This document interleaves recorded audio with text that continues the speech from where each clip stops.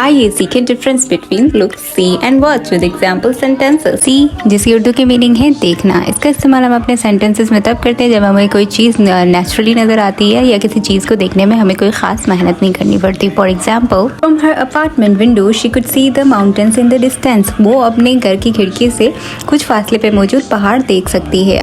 Look जिसकी उर्दू की meaning है देखना। इसका इस्तेमाल हम अपने सेंटेंसेस में तब करते हैं जब हम किसी खास चीज़ की तरफ तवज्जो मरकूज करते हुए इसे देखते हैं। For example, she looked up from her phone and realized she was being filmed. उसने अपने फ़ोन से ऊपर देखा तो उसे पता चला कि उसे फिल्माया जा रहा है। वॉच जिसकी उर्दू की मीनिंग है देखना। इसका इस्तेमाल हम अपने सेंटेंसेस में तब करते हैं जब हम किसी खास चीज़ को स्पेसिफिक टाइम या पीरियड के लिए देख रहे होते हैं। For example, John said that he had been watching television all day. John ने कहा कि वो सारा दिन टीवी देखता रहा था। शॉर्ट एफर्टलेस चीज़ों को देखने में हम सी, खास चीज़ों में हम लुक और किसी चीज़ को टाइम देते हुए देखने में हम